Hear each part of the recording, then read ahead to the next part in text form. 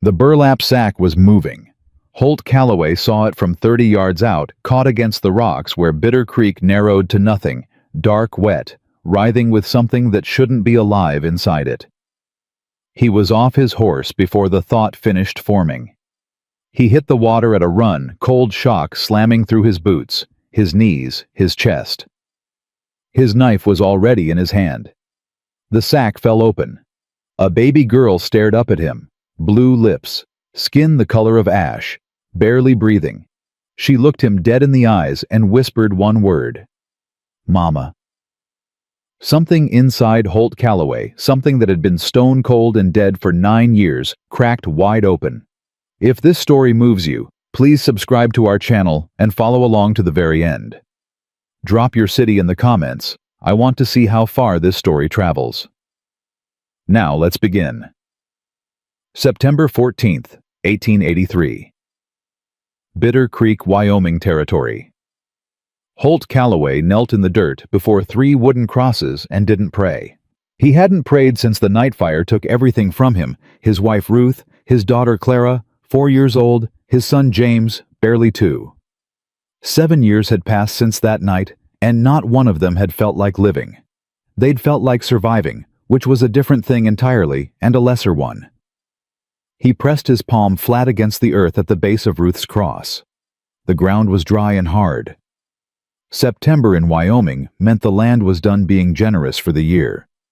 He could feel the cold coming still weeks away, but already making its intentions known in the way the wind moved through the canyon. "Made it another year," he said. The crosses didn't answer. They never did. That was the thing about grief. Nobody warned you it wasn't loud. It was quiet. It was waking up every morning and reaching for someone who wasn't there. It was cooking for one and eating half and throwing the rest away. It was the sound of nothing where there used to be everything. Holt stood. His knees protested. He was 43 years old and felt every single one of them. He pulled himself into the saddle and turned his bay mare Scout toward the south pasture. He had 38 head of cattle left from a herd that had once numbered over 100. He had $14 in his coat pocket and a mortgage payment of $280 due in 11 days. He had a ranch his father had carved out of raw Wyoming wilderness, and a bone-deep conviction that he was going to lose it. That's what a man did, though.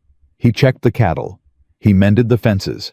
He kept breathing because stopping took more effort than continuing, and Holt Calloway had always been too stubborn to take the easy way out. The ride to the south pasture took 20 minutes. Scout knew the way without being told. She'd been with him 5 years, the most reliable relationship in his life, which said everything that needed saying about the state of things. He was checking the east fence line testing posts for rot, pulling wire tight where it had sagged when he heard it. He stopped. It wasn't wind. It wasn't an animal. It was coming from downstream, carried on the current of air that followed Bitter Creek through the canyon. Faint, irregular. A sound with a shape to it that his body recognized before his mind caught up. A human sound. Holt's hand went to his rifle without conscious thought. He held still and listened. There it was again, thin, desperate, barely there. Coming from around the bend where the creek narrowed between 2 shelves of sandstone. He urged Scout forward at a trot following the creek's curve. He saw the dark shape from 30 yards out, snagged against the rocks where the water ran shallow. His brain said debris. His gut said something else. He was off Scout before she fully stopped. The creek hit him at the shins cold enough to bite, and he didn't care. He covered the distance in seconds. The bundle was burlap rough-woven, tied at the top with a length of rope knotted 3 times, like whoever did it wanted to be sure. It was moving. God Almighty, Holt breathed. His knife was in his hand. He cut the rope once, twice, and the burlap fell open in his arms. The baby inside had blonde hair plastered flat against her skull. Her skin was a color that had no business on something living gray-white, the shade of creek mud in winter. Her lips were the deep purple of a bruise. She wasn't crying. She was past crying. Her eyes were closed and her chest barely moved, and Holt Calloway, who had stood over 3 graves and kept himself together through sheer force of terrible will, felt his hands start to shake. Then her eyes opened. Blue. Clear Wyoming sky blue. They found his face and locked on, and for 3 seconds, she just looked at him, the way newborns look at the world, like she was trying to understand what it was she'd woken up into. Her lips moved. The sound that came out was barely air. "Mama!" Something in Holt's chest didn't crack. It didn't break. It split open all the way down, clean and complete, like wood that's been waiting for the right blow. He stripped his coat off, one-armed, wrapped her in it, pulled her against his chest. She was cold, in a way that went past cold into something that scared him, more than anything had in 7 years. Cold, like holding something that was deciding whether to stay or go. "No," he said out loud. To her, to whatever was doing the deciding. "No, you stay." He was on Scout in seconds. One arm holding the baby flat against his chest, one hand on the reins. He dug his heels in, and Scout stretched out into a full gallop, and the canyon walls blurred past, and Holt talked to the baby the whole way. Nonsense, mostly just sounds to fill the silence between her shallow breaths. "Stay with me. Come on now. Stay with me. Almost there. You just keep breathing. You hear me. That's all you gotta do. I'll do the rest." She breathed. Shallow and ragged and terrible to listen to, but she breathed. The town of Dry Fork appeared below the canyon rim 25 minutes later. Population 200, give or take. General store saloon church livery, and at the end of Main Street, a small white building with a weathered sign that read, "Dr. Elias Briggs, Physician." Holt came down Main Street at a gallop. People stepped back from the street. He heard his name said in tones of surprise. Holt Calloway didn't come to town unless he had to, and he didn't ride like the devil was behind him, ever, not in anyone's memory. He was through Doc Briggs's door before Scout had fully stopped. Doc Briggs looked up from his desk. He was a compact man of 60, white-haired, steady-handed, despite his age, with the kind of face that had seen enough of the world's trouble to stop being surprised by it. He took one look at what Holt was carrying and cleared his desk with a single sweep of his arm.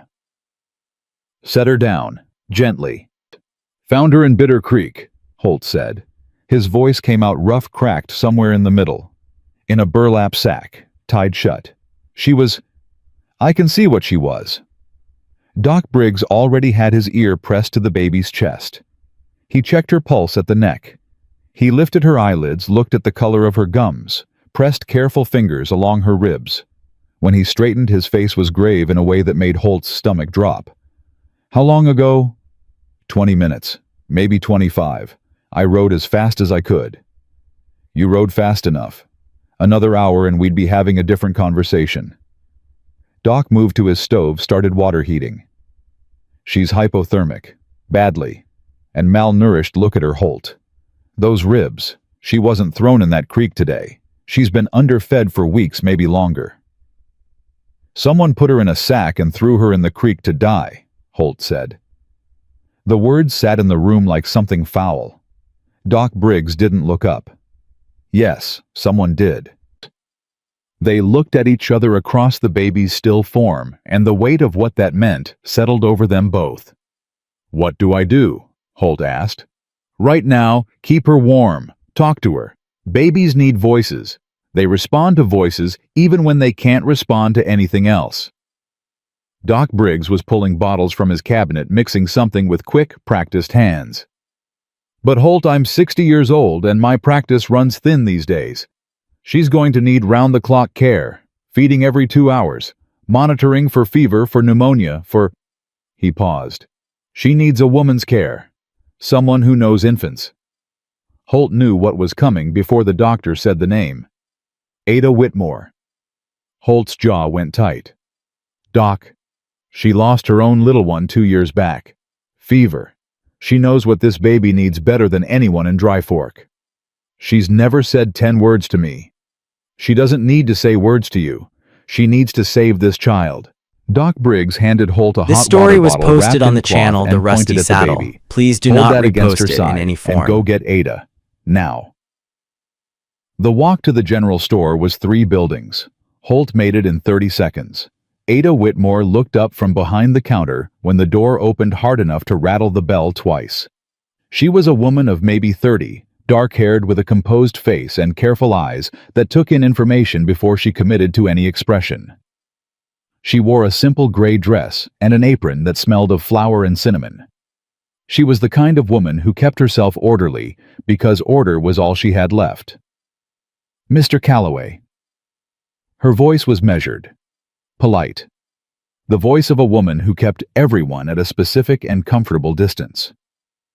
What can I need your help. The words came out rough. He wasn't a man who asked for help.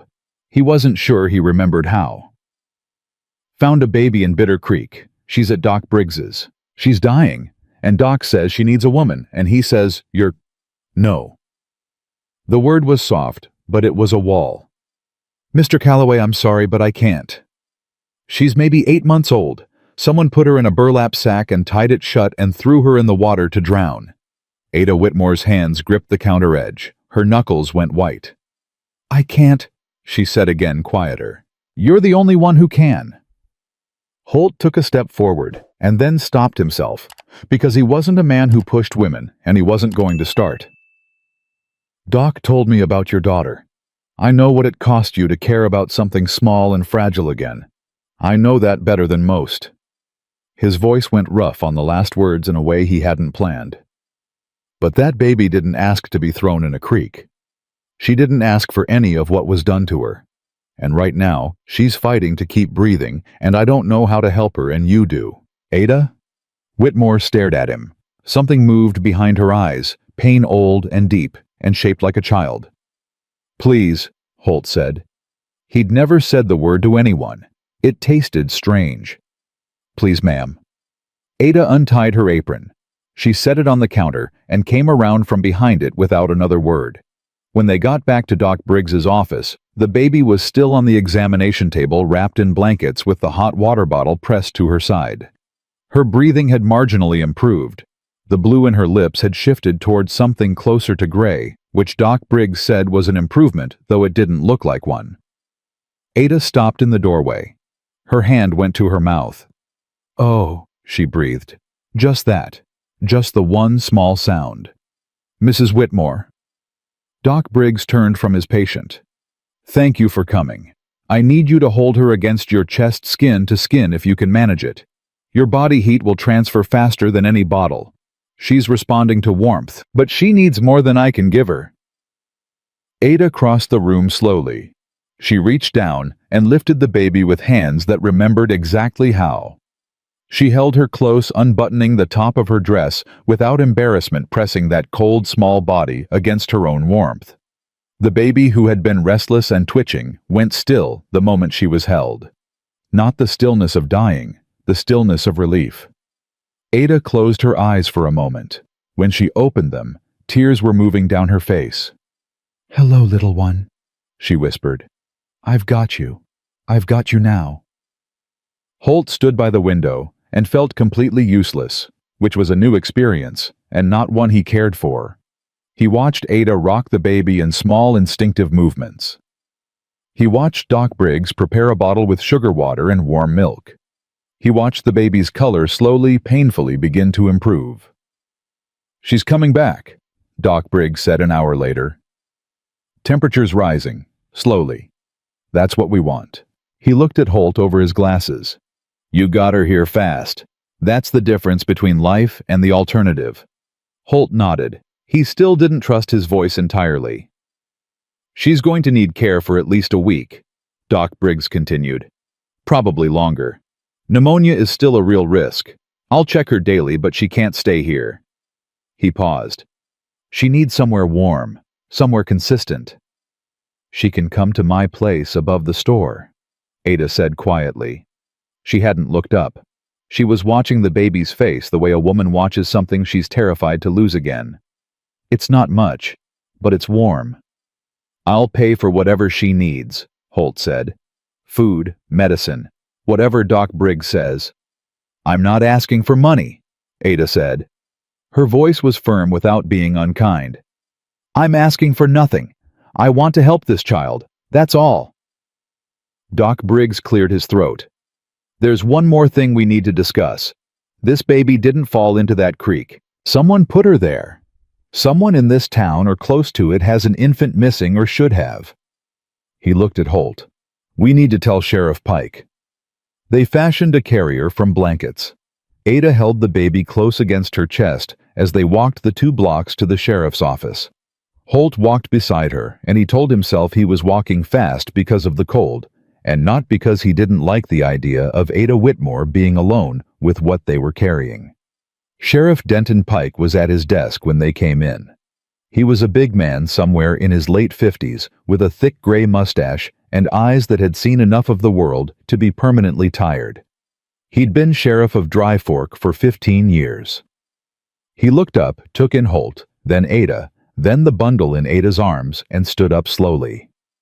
Well now, he said. That's not something you see every day.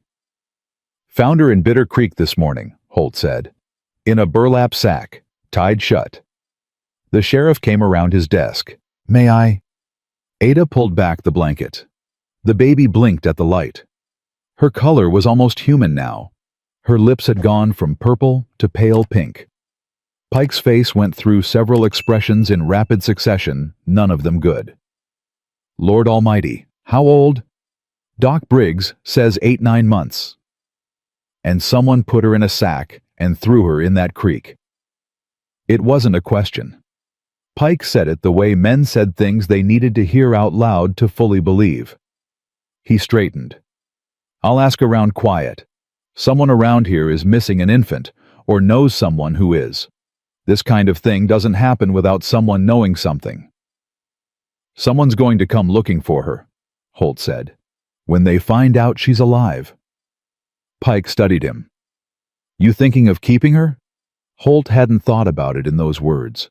He looked at the baby. She'd turned her head toward his voice. Her blue eyes found his face and held.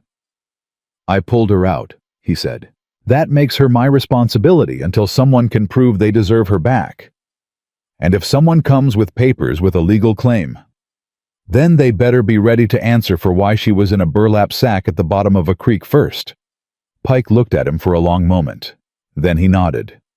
All right, I'll do what I can. But Holt, be careful. People who try to kill babies don't usually stop at one attempt. He glanced at Ada. Mrs. Whitmore, you too. They walked out of the sheriff's office with those words sitting heavy between them. Ada spoke first. You should come help me get her settled. You know this town better than I do. If someone comes looking, I want another set of eyes. Holt fell into step beside her. Yes, ma'am. The rooms above the general store were small and neat, and told a whole story without saying a word. Holt saw it the moment he stepped through the door. The rocking chair by the window angled just so, the empty cradle in the corner with a quilt folded across it, the way the space was organized around a presence that was no longer there. Ada saw him looking at the cradle. I couldn't get rid of it, she said simply. No reason you should have. She carried the baby to the cradle and laid her down gently.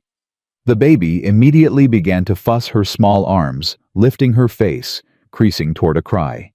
She doesn't want to be put down yet, Ada said. She picked her back up, settled into the rocking chair, held the baby against her chest. The fussing stopped immediately. Holt stood near the door, feeling like an intrusion on something private. Mr. Calloway, Ada said without looking up. You should go home. You look like you haven't slept in a week. I'm fine. You're not, but that's your business. She glanced at him briefly, then back at the baby. Come back in the morning. She's stable. I'll be up with her all night. There's nothing you can do here that I can't. Holt looked at the baby one more time. She was asleep already, her face slack with exhaustion, one tiny fist pressed against Ada's collarbone like she was anchoring herself to something solid. She needs a name, he said. We can't keep calling her the baby. Ada was quiet for a moment. What would you call her? Holt thought about This his story wife, was posted his on the daughter, channel his The son. Rusty Saddle. Please do He not thought about repost the it 3 in any crosses on form. the hill above his ranch. He thought about small things that deserved names that meant something. Grace, he said. She's alive when she had no right to be. If that isn't Grace, I don't know what is. Ada looked down at the baby. Something soft and broken and brave moved across her face. Grace, she said quietly. I think she'd agree with that. Holt left. Outside, the sun was dropping behind the canyon wall, painting the sky in shades of copper and blood. He mounted Scout and rode home slowly, and for the first time in 7 years the silence inside him wasn't just absence. It was something else.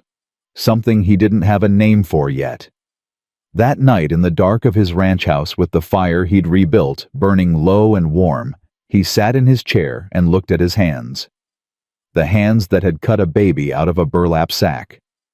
The hands that had held her against his chest for 40 minutes while Scout ran the hardest she'd ever run. Someone had tied a baby in a sack and thrown her in a creek to die, and that someone was going to come looking. Holt looked at the rifle on the wall. He took it down, cleaned it by firelight, checked every moving part, loaded it carefully, and set it where he could reach it in 2 seconds from the chair. Then he went to sleep. At first light, he was already in the saddle. He told himself he was just checking on Grace, making sure Ada had everything she needed. That was all. The truth was, he'd dreamed of a baby's blue eyes finding his face in the dark, and he'd woken up at 4 in the morning with his heart running fast, and something that felt dangerously like purpose moving through him for the first time in 7 years. Ada's door was unlocked. He knocked softly. "Come in," she called. She was in the rocking chair, still holding Grace, dark circles under her eyes, her hair coming loose from its pins. The baby was awake, looking around the room with eyes that were clearer and more focused than the day before. "How is she?" Holt asked. "Stronger. She ate 4 times in the night. Temperature is normal. Doc Briggs came by an hour ago. He says she's going to be fine." Ada looked down at Grace. Physically. And otherwise, no child comes through what she came through without carrying it. Ada's voice was quiet. But she's young enough. If she's loved enough, maybe she won't remember. Maybe it'll just be something that happened before she had words for it. Holt moved closer. Grace's gaze tracked the movement, found his face. She reached out one small hand toward him, the way she had in that first moment in the creek, like he was something she recognized. "I think she remembers you," Ada said. Holt held out his finger. Grace wrapped her hand around his thumb with a grip that was surprisingly fierce for something so small. "Hey there," he said. His voice came out low and rough and gentle. "You gave me a scare, you know that?" Grace made a sound. Not a word, not random noise. Something purposeful. "She's been doing that all morning," Ada said softly. "Like she's trying to tell us something." Sheriff Pike came by an hour later. His expression when he walked in told them the news wasn't good before he'd said a word. "I asked around," he said. He pulled his hat off, held it in both hands. Quietly, the way we discussed. He paused. "There's someone asking questions about a missing baby, offering money for information. A lot of money." Holt went still. "How much?" $800. The number landed in the room like a stone in water. $800 was more than most families in Dry Fork saw in 3 years. Ada's hand pressed closer against Grace's back. "That's not a desperate parent," Ada said. "That's someone with power." "That's what I figured." Pike looked at Holt steadily. "I don't know who yet, but coal money like that means influence, means lawyers, means this isn't going to resolve quiet and easy." "Nothing worth keeping ever does," Holt said. "You sure about this? Because right now you're just a rancher who found a baby in a creek. You hand her over peacefully. Maybe this is all over by sundown. But if you dig in—" Pike stopped. "If I dig in, then you're at war with whoever threw her in that water, and a man willing to murder an infant to solve his problem isn't a man who plays by rules." Holt looked at Grace. She'd fallen asleep against Ada's shoulder, her face peaceful, one hand still fisted loosely around the edge of Ada's collar. "She called me Mama," Ada said suddenly to no one in particular. "About an hour ago, she looked right at me and said it clear as anything." The room went quiet. "And Papa," Ada added, glancing at Holt. A faint color moved into her cheeks. "She said that too, when she heard your voice this morning." Holt felt something move through him he had no words for. Something that hurt in the way only good things can hurt when they find a place in you that's been empty too long. Pike put his hat back on. "I'll keep digging. Find out who's behind the money." He moved toward the door, then stopped. "Holt, Mrs. Whitmore, whoever this is, they're going to come here themselves eventually. They're not going to send messengers forever." "I know," Holt said. "And when they do, it won't be a conversation. It'll be a demand." "I know that too." Pike held his gaze. "All right, just making sure we're clear on what you're walking into." He tipped his hat to Ada. "Ma'am?" When the door closed, the room settled back into quiet. Grace breathed steadily between them. Outside, Dry Fork was going about its morning the way small towns do. Ordinary and oblivious life, continuing its ordinary business, while something extraordinary turned silently in the room above the general store. Ada looked at Holt. "Why are you really doing this?" she asked. "You don't know this child. You had no obligation past pulling her out of the water. Why are you still here?" Holt was quiet for long enough that the question didn't feel like it needed an answer. Then he said, "I had a daughter. Her name was Clara. She was 4 years old." He stopped. "I couldn't save her." Ada looked at him steadily. "I had a daughter too. Her name was Beth." She looked down at Grace. She was 2. They looked at each other over the sleeping baby's head.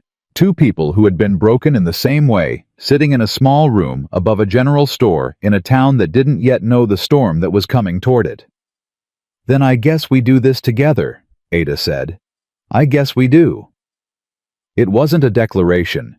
It wasn't a promise dressed up in sentiment. It was 2 people scarred and stubborn, and quietly terrified, choosing something small and helpless over their own safety, which, when you stripped everything else away, was the only kind of love that meant anything. 3 days passed before the man with money sent someone ahead of himself. Holt had moved Grace to the ranch on the second morning, just as he'd planned. The store was too exposed, too many people coming and going, too many eyes reporting back to whoever was asking questions. The ranch was on high ground. You could see riders coming from half a mile out. That mattered now. Ada had come without argument, which told him she understood the danger better than she let on. She packed efficiently and without complaint, the way women do when they've already made a decision and don't see the point in discussing it further. Victoria. That was what they'd started calling the baby's unknown mother in their conversations, just a placeholder, a way to talk about the shape of a woman who wasn't there yet, had left Grace with nothing. No blanket she'd been wrapped in before. No token. Nothing that said a mother had held her and chosen to let go, rather than been forced. That absence said everything. Holt gave Ada the bedroom.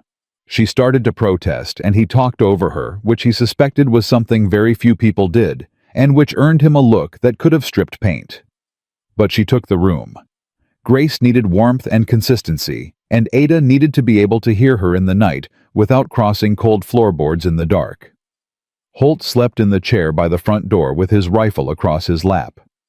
On the 3rd evening, a rider came up the road at a pace that was too controlled to be casual and too slow to be innocent. Holt was on the porch before the man had cleared the fence line. He was young, maybe 25, in a clean coat that cost more than anything in Holt's wardrobe. He rode a horse that was worth more than the coat. He stopped 20 feet from the porch and looked at Holt with the careful eyes of someone who had been told exactly what to say and was trying to remember the order. "Mr. Calloway." "Depends This on who's story was asking. posted on the My name channel is The Douglas Rusty Fenn. Saddle. I Please do not represent Mr. repost Gerald it in any Stanton form. of Stanton Ridge."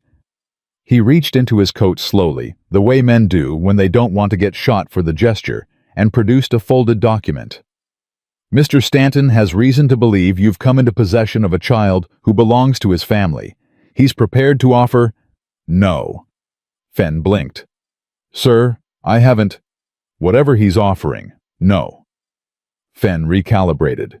He looked like a man who had prepared for negotiation and found the door locked before he could knock. "Mr. Stanton is a reasonable man. He's not looking for trouble. He simply wants what's his.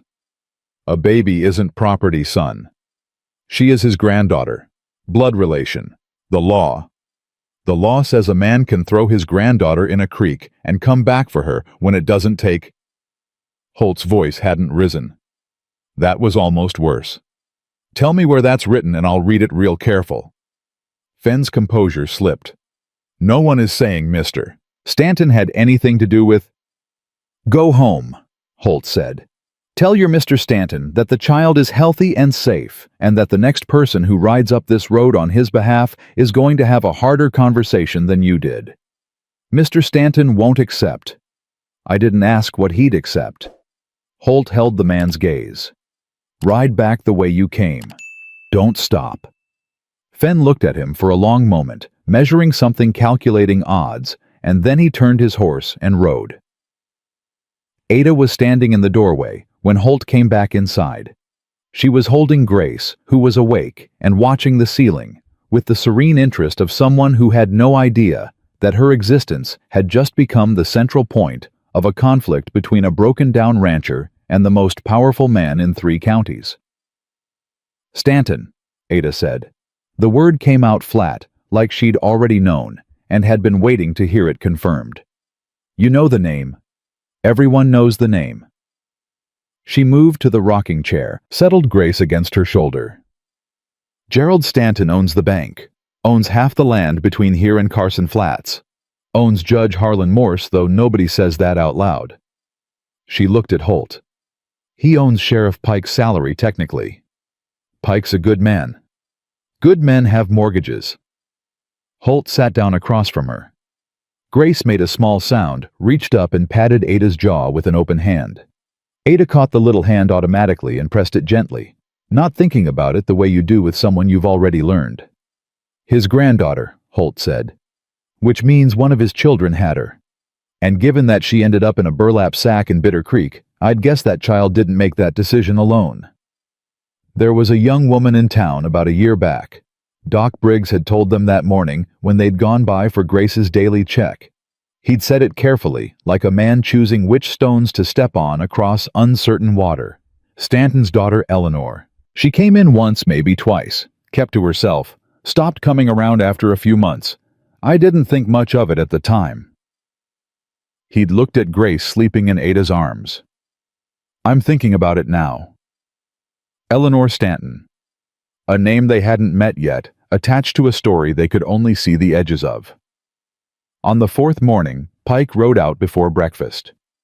He tied his horse at the fence and came to the door with his hat in his hands and his expression doing the thing it did when he had news he didn't want to deliver.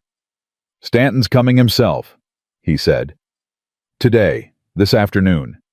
He's bringing Edmund Cole, that's his lawyer, and he's bringing 2 of his men.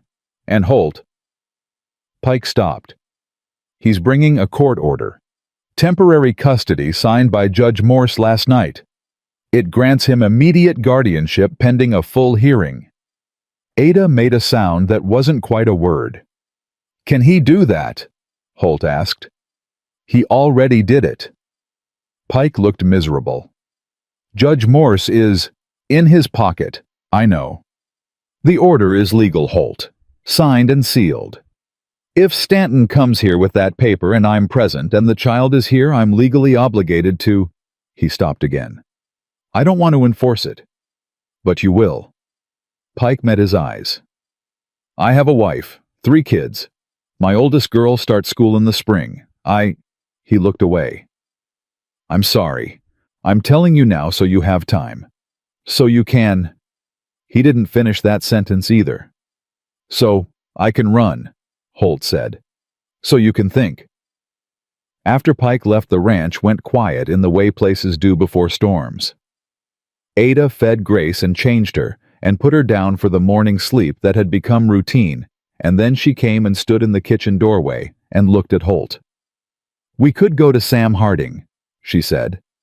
Harding was the one lawyer in Dry Fork not employed by Stanton's interests, a young man 3 years out of law school who worked above the feed store and took payment in installments when cash was short. He could file a motion, challenge the order. On what grounds? On the grounds that the man seeking custody tried to have the child murdered. We can't prove that yet. We can prove she was in a creek in a sack. We can prove Doc Briggs's examination. We can prove the condition she was in. Ada's voice was steady in the way people get when they've moved past fear into something colder and more functional. That's not nothing. It's not enough. Not against Morse. Not against Morse alone. Ada looked at him directly. But Morse isn't the only judge in Wyoming territory. Holt hadn't thought that far. He looked at her. There's a circuit judge, Ada continued. Judge Thomas Aldrich. He comes through Carson Flats twice a year. He's due in 6 weeks. He doesn't work for Stanton. He doesn't work for anyone up here. She paused.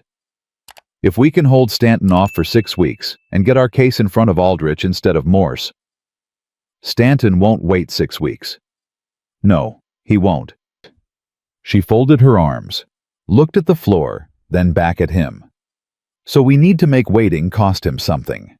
Make this loud enough and public enough that moving against us starts to look worse than waiting. And how do we do that? We give people something to stand behind. Her voice was quiet, but certain. Mr. Calloway, there are 20 families in Dry Fork that Stanton has squeezed at one point or another. Land he foreclosed on. Loans he called in early. Businesses he pushed out. Those people are afraid of him, but they're not broken. She met his eyes. They need to see someone who isn't. Stanton arrived at 2 in the afternoon. 3 black carriages. Holt counted them from the porch. Not wagons, carriages, the kind that announced wealth the way a drawn gun announced intention. 6 men on horses flanking them. One of those men wore a deputy's badge Holt didn't recognize. Gerald Stanton stepped out of the first carriage, and Holt understood immediately why people were afraid of him. He was 60, silver-haired, impeccably dressed, and he moved across the yard with the unhurried certainty of a man who had never walked into a room and not owned it. He carried a walking stick with a silver handle he clearly didn't need. It was punctuation. It was a period at the end of every sentence before he'd said a word. The lawyer, Edmund Cole, came out of the second carriage with a leather case and the practiced blankness of a man paid to have no feelings about anything. Stanton stopped 10 yards from the porch. He looked at Holt the way a man looks at an inconvenience he's already calculated the cost of removing. Mr. Calloway. His voice was pleasant. That was the worst part of it, the pleasantness. I appreciate your care for my granddaughter. I understand you acted from the best of intentions. I'm prepared to be generous in recognizing that. Where's your daughter? Holt said. Something moved across Stanton's face too fast to name. Eleanor's at home. She's been unwell. Unwell. Yes. Since about 9 months ago, I'd imagine. Stanton's pleasantness cooled by a precise and measurable degree. Edmund. The lawyer opened his case and produced a document. Mr. Calloway, this is a temporary custody order signed by Judge Harlan Morse, granting Mr. Stanton immediate guardianship of the minor child currently in your possession. The order requires you to surrender the child today in the presence of... I'm not surrendering anyone. Cole blinked. Stanton didn't. Mr. Calloway. Stanton said, patient as winter. I understand you've formed an attachment. These things happen. It speaks well of you, actually. But this is a legal matter now, and the law is quite clear. The child is my blood. My rights supersede your rights. Holt kept his voice level. This story was posted on the about your channel rights. The Rusty Tell Saddle. me about a Please do grandfather's not rights when repost that it in any grandfather's form. grandchild turns up in a burlap sack in Bitter Creek with blue lips and a core temperature that Doc Briggs said was the worst he'd seen in 50 years of medicine. He watched Stanton's face. Tell me about those rights. A servant acted without authority, Stanton said. The words came out smooth and prepared like he'd said them before, maybe in a mirror. The situation has been addressed. I'm here to correct. What servant? I beg your pardon. The servant who acted without authority. Name. The pleasantness was gone now. What was underneath it was harder and colder and far more honest. That's not your concern. I think it is. Holt took one step forward off the porch onto the ground, putting himself at eye level with Stanton. Because I want to know who tied that baby in a sack, and I want to know who told him to, and I want to know why a man with your resources and your lawyers and your judge is standing in my yard 14 days after the fact instead of the next morning, because a man who genuinely wanted his grandchild back would have come the next morning. Stanton studied him. Behind those cold, calculating eyes, something was working, measuring angles, assessing threats. Edmund, he said. The foreclosure notice. Cole reached into his case again. Mr. Calloway, I also have here a notice of foreclosure on your property, the Calloway Ranch 112 acres mortgage, held by First Territorial Bank of, which I own, Stanton said simply. To be executed immediately upon your failure to surrender the child. You are currently 3 payments behind Mr. Calloway. The total outstanding is, I know what I owe, Holt said. Then you know what this costs you. Stanton tilted his head slightly. The ranch your father built, the land you've worked your whole life, gone, for a child who isn't yours, who has no claim on you, who you found in a creek 2 weeks ago. He paused, letting that sit. Or, you hand her over peacefully today, and I forgive the debt, every cent. Your ranch is yours free and clear. You walk away whole. Holt looked at him. He thought about the ranch, the land his father had worked himself half to death building, the graves on the hill, the fence lines he knew by feel in the dark. Everything he had left of a life that had been taken from him in a single night 7 years ago. Then the front door opened behind him. Ada stood in the doorway with Grace in her arms. She hadn't come out to watch. She'd come out because Grace had heard voices and reached toward the sound, and Ada never could put her down when she reached. Grace looked out at the yard. Her blue eyes found Holt's face immediately the way they always did, like he was the fixed point she oriented to. Papa, she said, clear and simple and completely certain. Something in the yard went very still. Stanton looked at the baby. His expression for just 1 second was unguarded, and what Holt saw underneath the silver hair and the expensive suit and the walking stick was not grief, not love, not the longing of a grandfather for his blood. It was the look of a man staring at a problem he'd already tried to solve once. Get off my land, Holt said. Mr. Calloway, you've got until I reach my rifle. He turned and walked to the porch, picked up the rifle that was leaning against the rail, turned back. That's how long you've got. Stanton looked at him for 5 full seconds. The lawyer had gone very still. The riders had their hands near their guns. Nobody moved. Then Stanton said quietly, You'll lose everything. Maybe, Holt said, but she won't. Another 3 seconds. Then Stanton nodded once to himself, not to Holt, and turned and walked back to his carriage. His men followed. The deputy with the borrowed badge threw Holt one last look and then turned his horse. The carriages rolled back down the road, and the dust settled, and the yard was quiet again. Ada came and stood beside him on the porch. Grace was watching the road with unconcerned blue eyes, already losing interest, already reaching toward a strand of Ada's hair to investigate. You just declared war on Gerald Stanton, Ada said. I know. He meant what he said, about the ranch. I know that too. She was quiet for a moment. Grace had found the strand of hair and was examining it with the grave scientific interest of someone conducting important research. Ada let her. I'll go see Sam Harding in the morning, Ada said finally. We need him filing motions before Stanton can file anything else. We need to get our case on record. And the witnesses. Doc Briggs will testify to Grace's condition. I'll testify to everything since. She paused.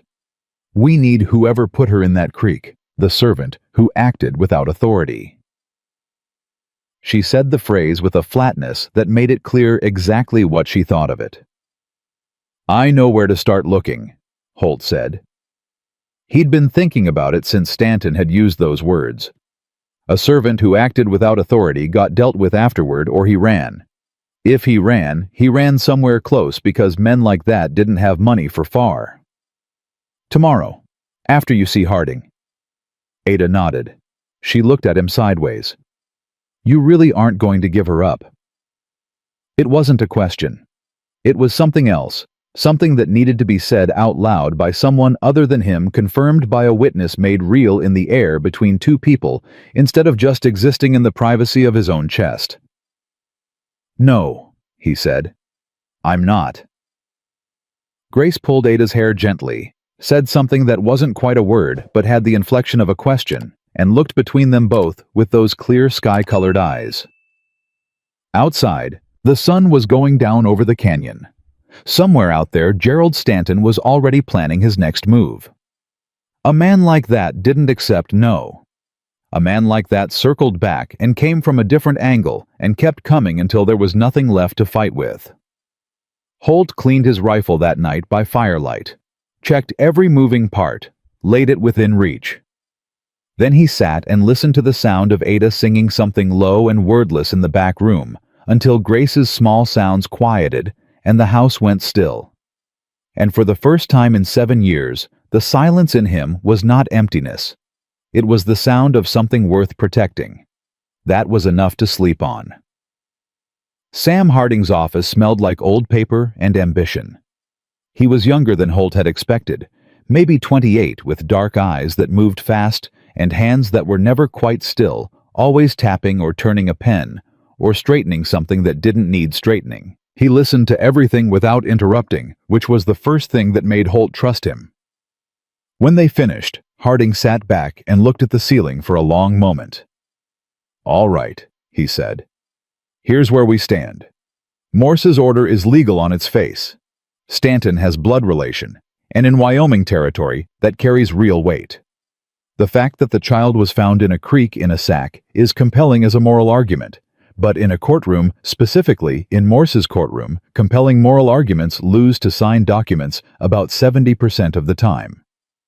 And the other 30, Ada asked. The other 30% is when you have something that makes ignoring the moral argument politically costly. Harding looked at them both. Judge Aldrich comes through Carson Flats in 6 weeks. If I can file an emergency petition challenging the Morse order on procedural grounds, argue that it was signed without proper notice, without opportunity for the current guardian to respond, I can potentially get it stayed, suspended, until Aldrich can hear the full case. Can you actually do that? Holt asked. I can try. Whether it works depends on whether Morse feels like being embarrassed publicly or not.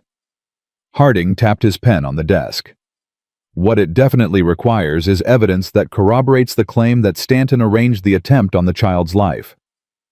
Doc Briggs's testimony about her condition is strong. Yours and Mrs. Whitmore's testimony is strong.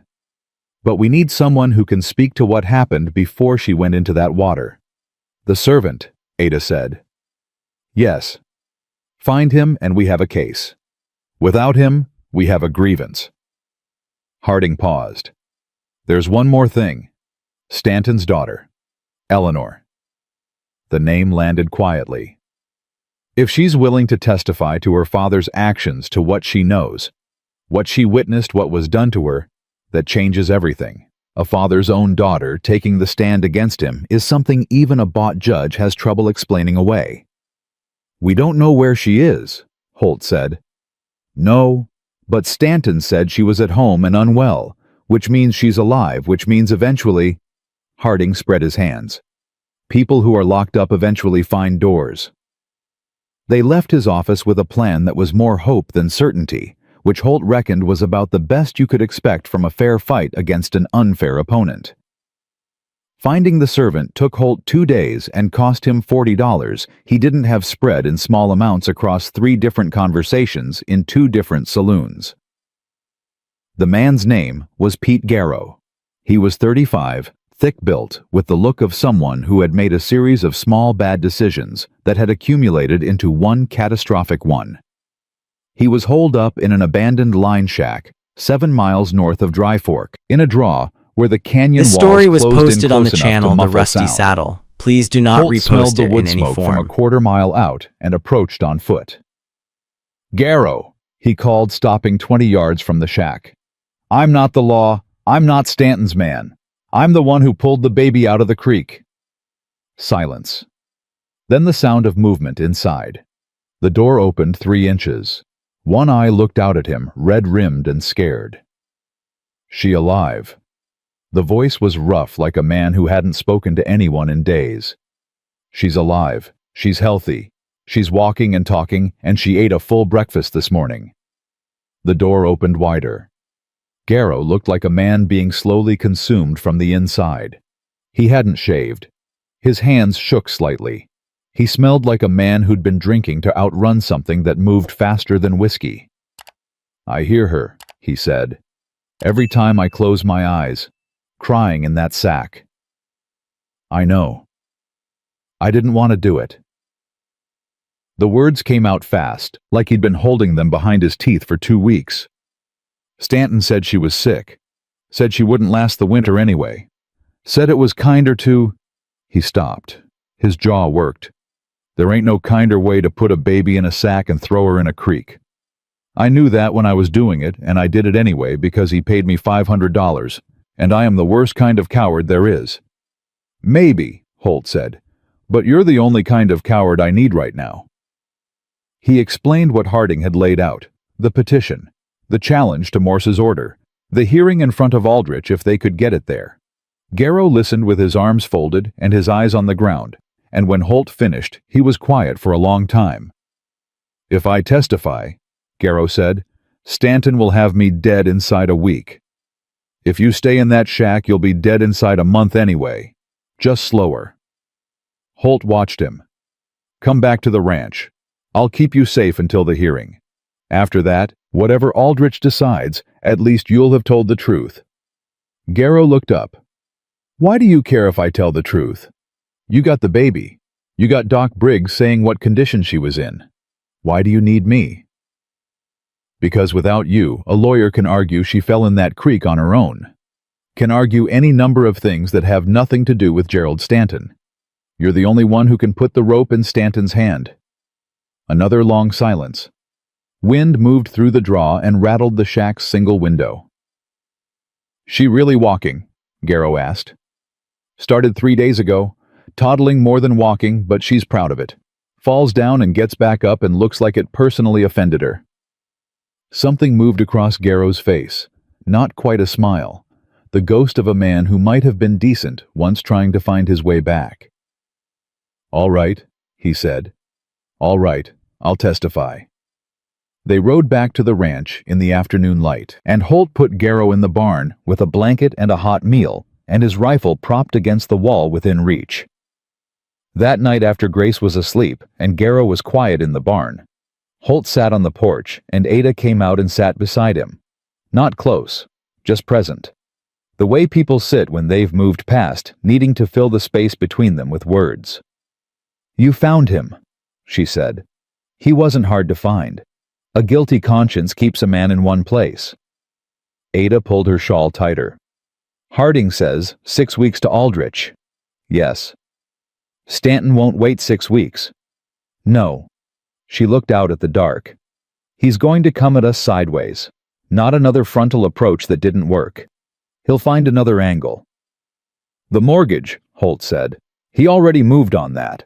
Sent a notice to the bank president the morning after he left here. I got a letter from Harlan Voss, that's the bank president, saying my outstanding balance is being called in full, not monthly payments anymore. The whole amount, due in 30 days. Ada turned to look at him. How much? $260.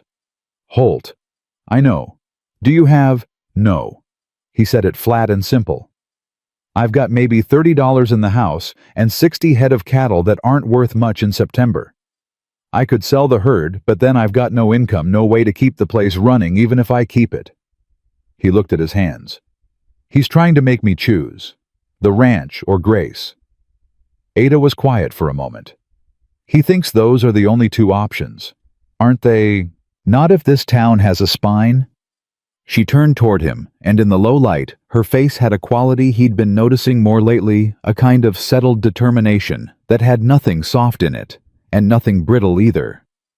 It was the face of a woman who had survived the unsurvivable and come out the other side knowing exactly what she was made of.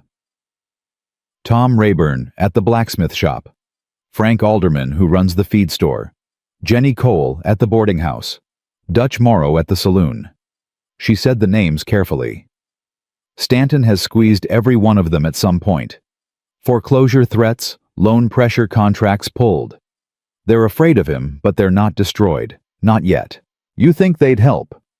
I think they'd help if someone showed them it was possible to stand up and not fall over immediately. She held his gaze. You're still standing. Barely. Barely counts. He thought about it for a long time after she went in. The ranch was quiet around him.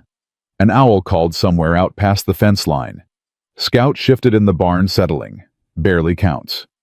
He thought about his father, who had broken this land with his hands before Holt was born, who had built the fence lines post by post and strung the wire mile by mile, and carried water when the creek ran low, and never once talked about it like it was remarkable, because to him, it wasn't remarkable, it was just what you did. You kept going, barely or otherwise. The attack on the barn came 4 nights later. Holt was in the chair by the door, not quite asleep, when he caught the smell. Smoke thin at first, then heavier. He was off the chair and through the door in seconds. The hay storage shed on the far side of the barn was burning. Not the barn itself, not yet, but flames were already climbing the shed's south wall, reaching for the barn eave.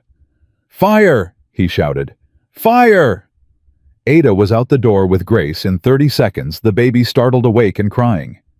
Garrow came out of the barn with his boots half on, coughing. "Get the horses out!" Holt yelled at Garrow. "Through the north door! Get them away from the barn!" They worked in the dark with buckets from the well, 3 people against a fire that had too much head start. Holt got the horses out. Ada handed Grace to Garrow and worked the bucket line with a ferocity that startled him. She worked like someone who understood that what they were trying to save was more than wood and hay. They lost the shed. It burned down to its foundation posts while they kept the barn wet enough to hold. When the last of it died down to embers, they stood in the gray pre-dawn and looked at what was left. $2,000 of hay, the winter feed for his entire herd, gone. Ada was still breathing hard, her dress scorched at the hem. A burn on her left forearm she hadn't mentioned and didn't mention now. Grace had cried herself back to sleep against Garrow's shoulder, which was the most improbable sight Holt had seen in a long time. The man who had put her in a creek holding her while her world burned. "Stanton," Garrow said. His voice was hollow. "Or someone he paid." Holt looked at the smoking ruin. "He's making the point." "What point?" "That he can reach us here." Holt looked at Ada. "That nowhere is safe enough." Ada wiped ash from her face with the back of her hand. She looked at the burned shed, then at Holt. Her voice was steady in a way that should not have been possible at 5 in the morning after a fire. "Then we stop hiding and start moving," she said. "We've been waiting for Aldrich to come to us. We should be building the case so loud and so publicly that when Aldrich arrives, Stanton can't control the room." Sheriff Pike came by mid-morning, took one look at the shed, and didn't insult them by calling it anything other than what it was. He wrote it down in his log, said he'd ask around, and had the expression of a man who knew asking around would produce nothing, and was doing it anyway because it was what the job required. "Holt," he said before he left. "I've been doing some asking on the quieter matter. Eleanor Stanton." He paused, checking that Garrow was out of earshot. "She's not at the main house. Stanton told people she went to stay with relatives in Denver. But—" He stopped again.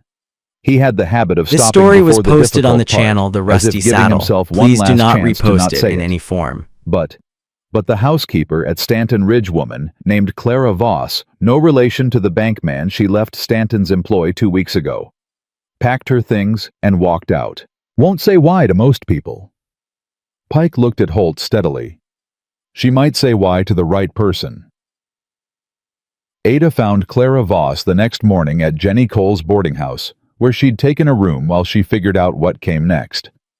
She was a woman of 50, solid and careful, with the eyes of someone who had witnessed things she was still deciding what to do with. Ada sat across from her and didn't open with questions. She set a cup of coffee in front of her and said, "I've been caring for the baby for 3 weeks. I know what she went through. I know she almost didn't make it. And I know there's a young woman somewhere who probably doesn't know her daughter is alive." Clara Voss's hands tightened around her coffee cup. "She's alive," she whispered. "Truly. Truly. She's healthy. She's walking. She calls Mr. Calloway Papa, and she has strong opinions about what she will and will not eat for breakfast." Ada held the woman's gaze. "Her name is Grace." Clara closed her eyes. When she opened them, they were wet. "Miss Eleanor," she said, "is not in Denver. I didn't think she was. She's at the old Fenwick property, Mr. Stanton's hunting lodge, 8 miles east of here up the Ridge Road." Clara's voice dropped. "He put her there after he told her the baby died. He said she needed rest, said the grief was making her unstable. He brought a doctor up twice." She paused. "The doctor Mr. Stanton brought wasn't the kind that helps you get better. He was the kind that keeps you quiet." Ada came back to the ranch with that information and laid it out for Holt and Harding, who had ridden out to see Garrow and review his statement. Harding looked like a man trying not to show how significantly this changed things. "If Eleanor Stanton can testify—" "She doesn't know Grace is alive," Ada said. "He told her the baby died."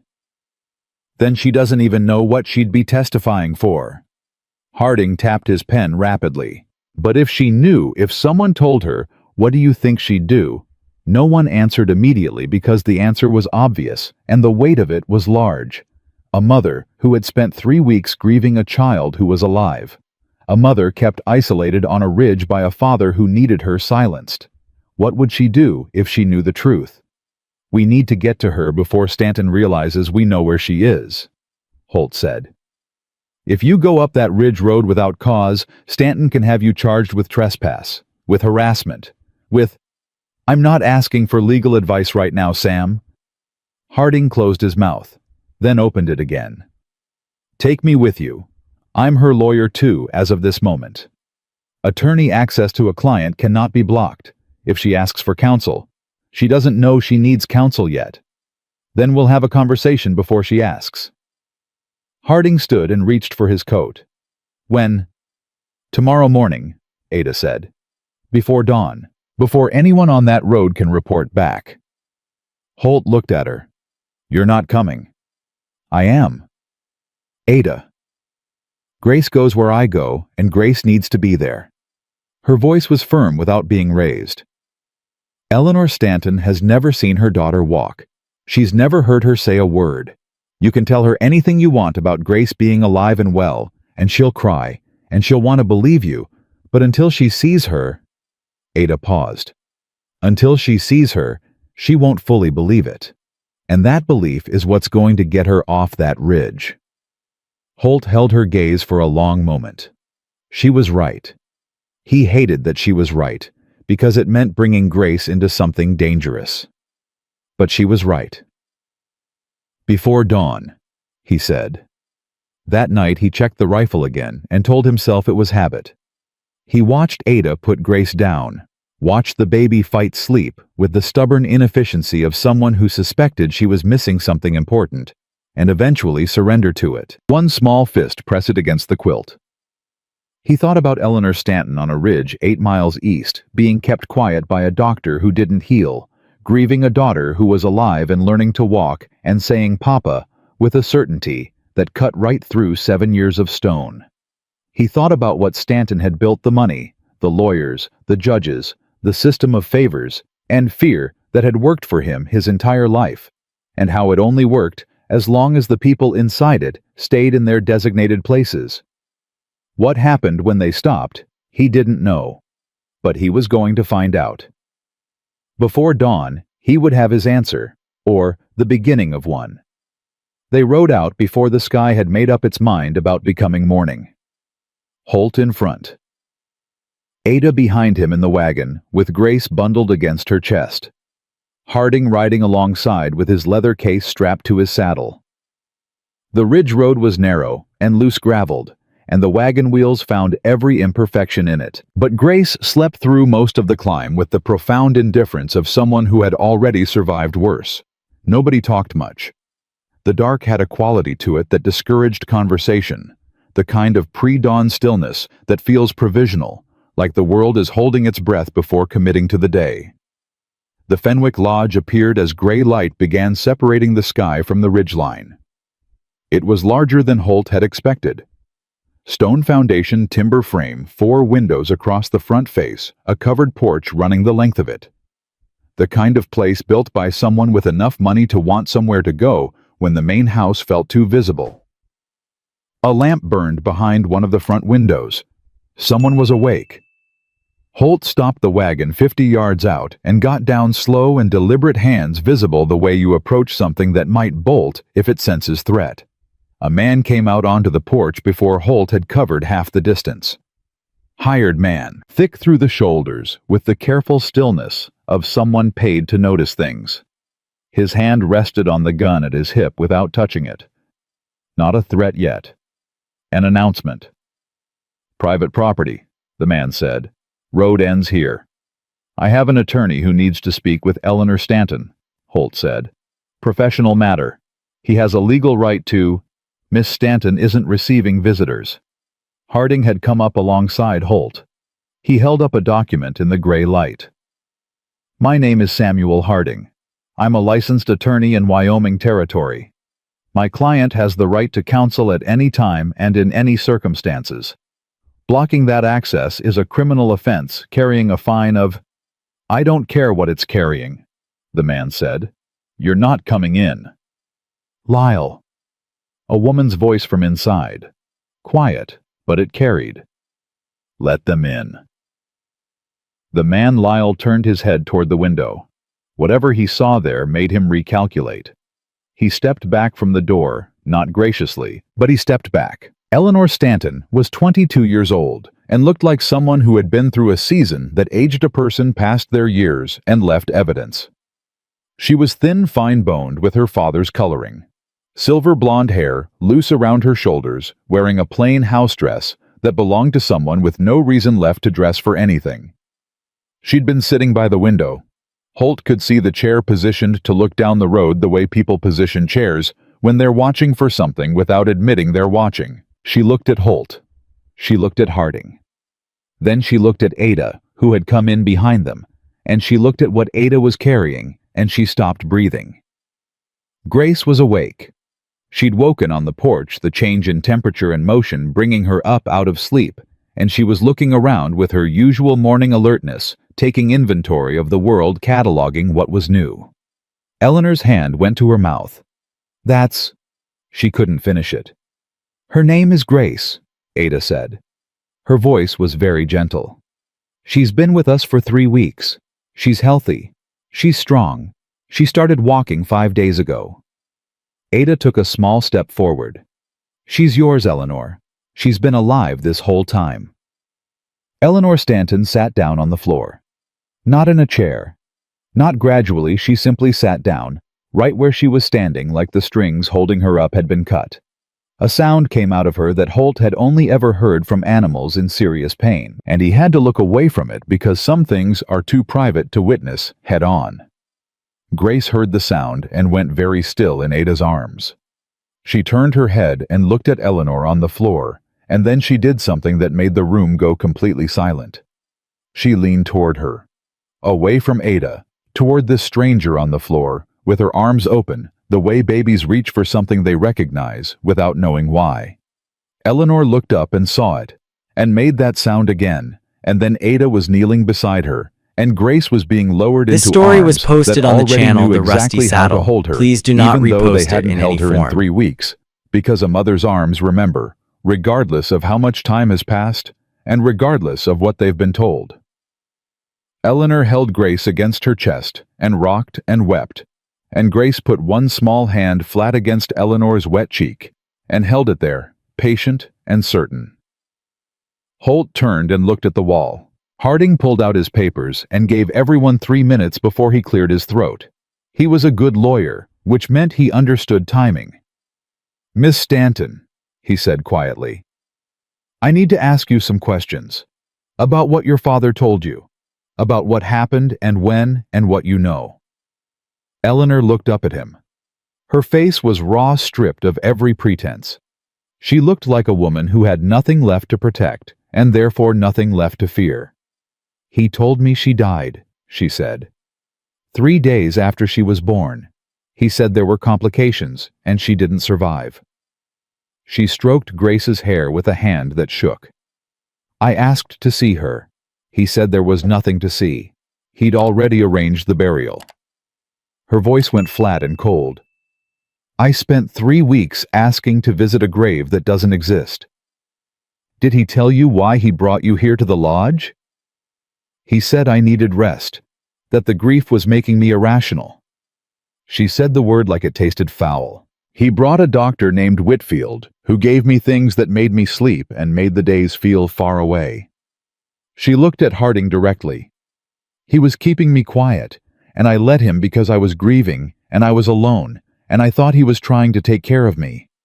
Something hardened in her eyes. "I know better now." Eleanor. Holt spoke for the first time since they'd come inside. She looked at him. "Your father is trying to use a judge's order to take Grace. He's got Morse's signature on a custody paper. We're challenging it in front of Aldrich, but we need witnesses who can speak to what he did and why he did it. We need you." Eleanor looked down at Grace, who had found a button on her dress and was studying it with profound concentration. "He'll take everything from me," she said. "I have no money that isn't his, no house that isn't his, no future in this territory that he can't reach into and dismantle." She paused. "He already took 3 weeks of my daughter's life from me. 3 weeks I'll never get back." She looked up. "What else can he take?" "He can try to take her again," Ada said quietly, "if he wins the hearing." Eleanor's jaw set. It was the first time Holt had seen something of the father in the daughter, and in this context, it was nothing but right. Then he won't win. The ride down the ridge road was different from the ride up. Grace sat in Eleanor's arms in the wagon, and Eleanor held her with the focused intensity of someone who understood now how quickly the thing you're holding can be taken. She didn't talk much. She was memorizing Grace, the weight of her, the smell of her hair, the way she grabbed at things, and made her commentary sounds about whatever interested her. Ada rode alongside them and didn't fill the silence, which was the right instinct. Holt rode ahead thinking. He was still thinking when they got back to the ranch and found Tom Rayburn's wagon parked outside. Tom was at the fence talking to Garrow, which was a sight strange enough to stop Holt for a moment. Garrow looked like a man who had not expected a blacksmith to treat him like a person, and wasn't entirely sure how to handle it. Tom came toward Holt when he dismounted, and behind him, Frank Alderman was coming around the side of the wagon, and Dutch Morrow from the saloon, and Jenny Cole, and 5 or 6 others, whose faces Holt recognized from years of polite minimal contact in a town where he had always been the man who stayed to himself. Tom put a cloth bag on the fence post. "Heard about the shed," he said. "Heard about the foreclosure notice, too. Dutch spreads information better than any telegraph wire in the territory. He nodded at Dutch, who looked unapologetically satisfied. How much do you need? Holt stared at him. The mortgage, Tom said. The outstanding amount. We had a meeting at Jenny's this morning. How much? Tom, I can't ask. You're not asking, I'm offering. Tom crossed his arms. Stanton foreclosed on my cousin's land 2 years back, and not one of us in that town did a single thing about it because we were afraid. And I have thought about that every day since. His voice went rough at the edges. This is what we can do about it. How much? Holt's throat was tight. $260. Tom reached into the cloth bag and produced a smaller bag that he set on the post. 60. Everything I've got that isn't nailed to the floor. He looked at the others. Frank Alderman put a bag beside it. 40. Dutch stepped forward. 70. Some of that's yours anyway, from change you left on the bar over the years. One by one they stepped forward. The pile on the fence post grew. A farmer Holt barely knew by name put in $15 and said, Stanton tried to buy my well rights 6 years ago. I've been waiting for a reason to do something about that. A woman from the church auxiliary, Holt had never spoken to, put in $12 and said nothing at all except to nod at him firmly. When it was done, Holt counted it without speaking. $290. He looked at the faces arranged in his yard. People who had lives and worries and mortgages of their own, who had put their savings on a fence post for a child, most of them had never seen because someone had finally decided that standing up was worth the cost. He opened his mouth. Don't thank us, Tom said. Just win. The bank took the money the next morning without pleasure. Harlan Voss counted it twice both times, with the expression of a man who had expected a different outcome and found the actual one disagreeable. He handed Holt the receipt and said, Your next payment is due in 30 days, Mr. Calloway, in a tone that carried the implication that 30 days would come and he would be ready. I know when it's due, Holt said and left. He went from the bank directly to Harding's office. The lawyer was already at his desk, papers spread in 3 directions, looking like a man who had not slept but was energized by the deficit. Eleanor Stanton is prepared to testify, Holt said. Harding looked up. You got her out. She walked out herself. We just told her there was somewhere to walk to. Holt sat down. How does this change the hearing? Harding leaned back. It changes it substantially. We have Garrow who can testify to Stanton's direct involvement. We have Eleanor who can testify to her treatment to what she was told to the timeline of events. We have Doc Briggs's medical testimony. We have you and Ada as character witnesses and primary caregivers. He paused. What we still have is Morse on the bench. Can we get it moved to Aldrich? I filed the emergency petition yesterday. Argument is that Morse issued the custody order without adequate notice to the current guardian and without any hearing on the child's welfare. It's a procedural argument. Whether it holds depends on... Harding stopped. A sound from downstairs. Footsteps on the stairs outside, heavy and multiple. The door opened without a knock. 2 men Holt didn't recognize. Behind them, Edmund Cole, the lawyer with his leather case and his practiced blankness. And behind Cole, Gerald Stanton, who entered the room with the unhurried certainty of a man who believed other people's spaces were merely rooms he hadn't gotten to yet. He looked at Holt, then at Harding. He didn't look surprised to see either of them. Mr. Calloway, he said, I've been looking for my daughter. She's not here, Holt said. No, she isn't. She left the lodge last night, which represents a significant breach of the medical care arrangement I'd put in place for her well-being. He said it with absolute sincerity, which was either a considerable talent or something worse. I'm concerned for her health. She looked healthy enough to me. Stanton turned to look at him fully. You went up that road. Her attorney took her a meeting she had every legal right to. Harding's voice was steady. as I'm sure Edmund here will confirm. Cole said nothing. He was good at nothing. Mr. Calloway. Stanton's pleasant voice had not returned. What he was using now was quieter and more direct. I want you to understand something. You have won a few small rounds. The mortgage is paid. My daughter has been temporarily influenced by people who don't understand what's best for her. You have a lawyer filing procedural motions that will ultimately go nowhere. He paused. But you are fighting with a weak supply of ammunition against a man with an arsenal. You know that. I know you know that. What do you want? Holt said. A settlement. Stanton's hands were clasped in front of him, patient This story and was composed. posted on the channel The My Rusty daughter Saddle. takes the child, Please do not returns to my repost it house. in any form. The incident, the creek, all of it is never discussed in a public forum. You receive full title to your ranch mortgage retired and $300 in cash. He glanced at Harding. Your lawyer receives his fees paid in full by my office. He looked back at Holt. Everyone walks away. No hearing, no Aldrich, no witnesses in a courtroom.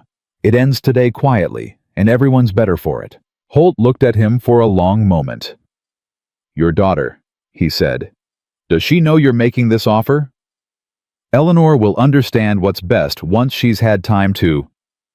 Does she know? Holt repeated. Stanton's composure showed its first fracture, just a tightening around the eyes. Eleanor is young and emotional, and currently being manipulated by people who... She's a mother who just found out her daughter is alive. Holt stood. That's not manipulation. That's the most clear-headed that woman has been since you put her on that ridge. He held Stanton's gaze and felt something solid and absolute settle into his chest. Not anger, not fear, something beyond both of those. Certainty. Your settlement is no. Your offer is no. Your judge and your lawyers and your foreclosure notices are all no. I'll see you at the hearing. Stanton looked at him the way a man looks at something that is going to have to be broken. You have no idea, he said quietly, what I'm capable of. I found your granddaughter in a burlap sack, Holt said. I've got a fair idea. After they left, Harding let out a breath that suggested he'd been holding it for several minutes. He's going to go after Garrow. I know, I'm moving him out of the barn tonight. He'll stay at Tom Rayburn's. Stanton won't expect that. And Eleanor. Ada's with her at Jenny's boarding house. Jenny Cole doesn't open her door to people she doesn't want to open it to. Anyone who knows Jenny knows that. Harding nodded. He looked at his papers, then at Holt. You know the odds are still against us. Morse might not accept the procedural challenge. Aldrich might not be sympathetic. Stanton can put 20 witnesses on that stand. Sam? Yes. Are we doing the right thing?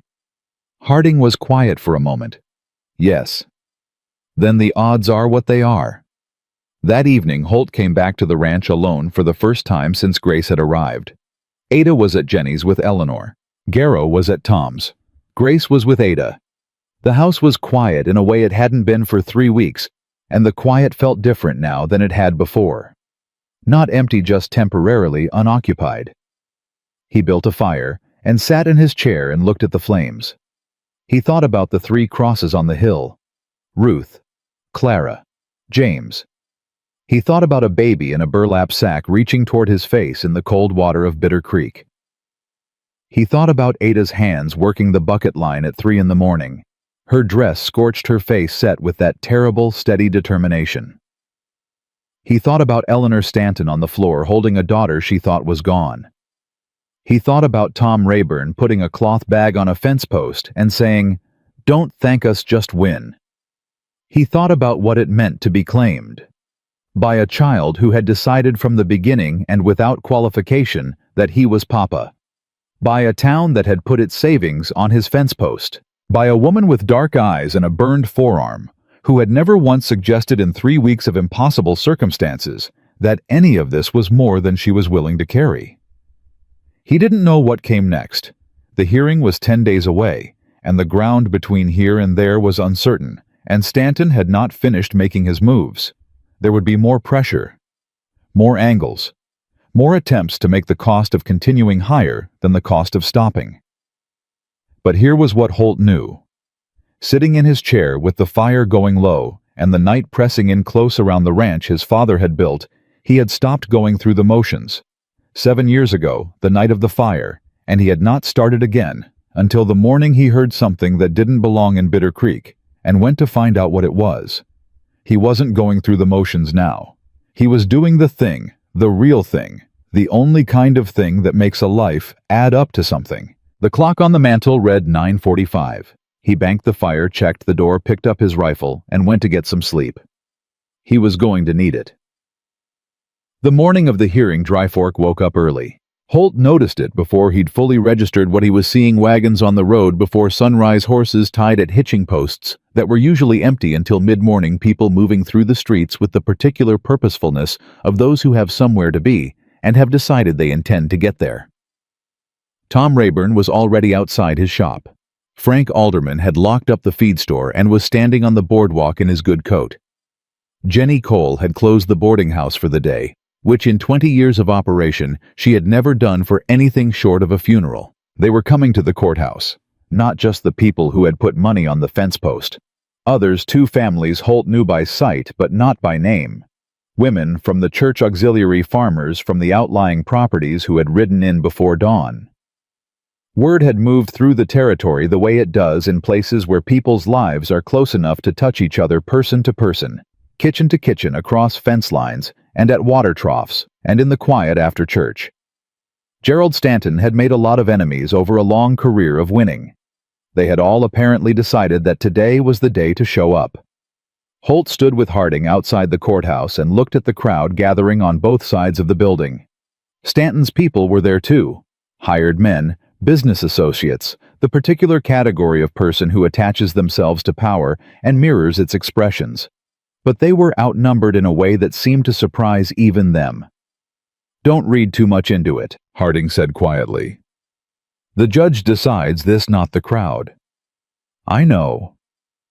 But it doesn't hurt," Harding added after a pause. Judge Thomas Aldrich had accepted the procedural challenge 9 days ago, which had been the first real indication that the ground under Gerald Stanton was not as solid as it appeared. The challenge had been thin. Harding himself had called it barely sufficient, but Aldrich had accepted it, which meant Aldrich was either a fair man or a man who had heard enough about Morse and Stanton to want distance from both of them. Either worked. Morse had been furious. Holt hadn't witnessed that directly, but Harding had, and he'd come back from the filing looking like a man who'd walked through weather. Now Aldrich was here, and Morse was not, and the courtroom was packed before the doors officially opened. Eleanor came in with Ada Grace on Eleanor's hip, moving with a steadiness that had built over the past 10 days into something that looked like purpose. She'd been at Jenny's boarding house since they'd brought her down from the ridge, and Jenny, who had no patience for self-pity, but considerable patience for women in the process of deciding who they were going to be, had apparently been good for her. Eleanor's chin was up. She looked like her father in the angle of it, and today that was exactly right. Garrow came in last with Tom Rayburn walking beside him in a way that was not quite protective and not quite coincidental. Garrow had been sober for 11 days. He looked hollowed out and scoured clean the way men look when they've stopped running from something and started walking toward it instead. Stanton was already at the front table when they filed in, flanked by Edmund Cole and 2 other lawyers whose suits had the look of significant expense. He turned when they entered and looked at Eleanor, and something moved across his face. Not love, not grief, the thing that moves across a powerful man's face when something he considered settled has become unsettled. He looked at Grace next, and then at Holt, and he turned back to face the front of the room. Judge Thomas Aldrich was 64, built like a man who had spent his early years doing physical work before he found the law, with white hair, dark eyes, and the manner of someone who had heard enough stories to be difficult to surprise, and who considered surprise overrated. He entered without ceremony, sat, adjusted his reading glasses, and looked out at the courtroom with the expression of a man who was going to do the job in front of him and expected everyone else to do the same. "This is a custody hearing regarding a minor child approximately 10 months of age, currently in the care of Holt Calloway of Dry Fork, Wyoming Territory," he said. Nathaniel Gerald Stanton of Stanton Ridge has filed for guardianship based on blood relation. Mr. Calloway is contesting that filing. Mr. Cole, you may proceed. Edmund Cole was good at his job. Holt had to give him that. He built his case with the careful efficiency of a man who had done this many times and understood that the emotional temperature of a room was a variable he could use. He called the bank president who testified to Stanton's standing in the community. He called 2 ranchers who spoke to his charitable contributions and civic engagement. He called a doctor from Carson Flats, not Whitfield. Someone new who testified to the general principle that children thrive with resources, and that resources were something Gerald Stanton This story was posted on the channel possessed in The Rusty abundance. Saddle. It was Please clean do not and professional repost it and in any built to a form. point. The law favors blood relation. This man has blood relation. Therefore, the law favors this man.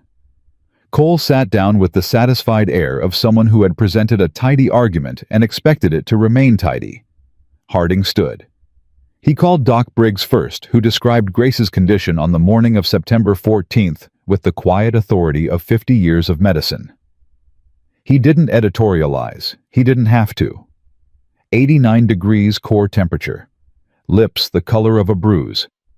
Breathing that had to be listened for. He gave the numbers and let them sit, and the courtroom did the rest.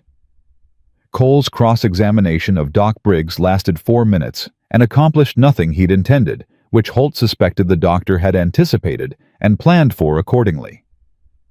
Harding called Ada next.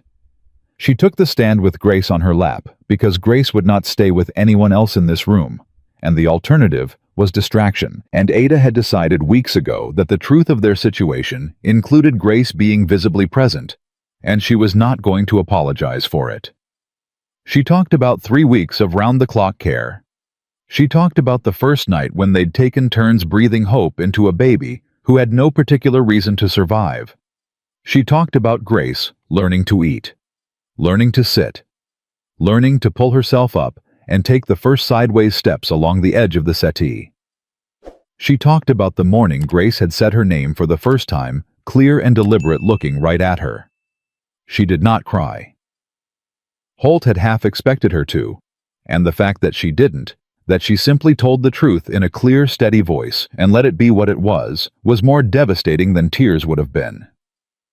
Cole stood for cross-examination. He made the mistake of suggesting that Ada's attachment to Grace was the primary motivation for her testimony, that a grieving woman who had lost her own child had transferred that grief onto an available infant, that her judgment was therefore compromised by emotion rather than guided by fact. Ada looked at him for a moment with those dark, careful eyes. "My judgment," she said, "is that a baby who was put in a burlap sack and thrown into a creek to drown is better served by people who love her than by people who tried to kill her. If that's emotional, I'll stand behind it." A sound moved through the courtroom. Aldrich didn't gavel it down. Cole sat. Harding called Pete Garrow. The room changed when Garrow walked to the stand. Not because of anything he did, he walked slowly and sat down carefully and folded his hands on the rail in front of him, but because of what his presence meant. Everyone in that room understood what he was about to say before he said it, and the weight of that understanding pressed down on the air. He testified for 20 minutes. He told the truth without embellishment, which was the right instinct, because the truth without embellishment was already as bad as anything that needed embellishing. He said Stanton's name. He said the amount. He described what he had done and in what order and what sounds Grace had made inside the sack, and how he had walked away from those sounds, and what that had cost him every night since. When he finished, the courtroom was very quiet. Cole stood for cross-examination and asked 3 questions, each of which Garrow answered simply and directly. And then Cole sat back down and didn't ask anything else, because there was nothing else to ask that would help him. Then Harding said, "Your Honor, I'd like to call Eleanor Stanton." Cole was on his feet immediately. "Objection. This witness was not on the disclosed list.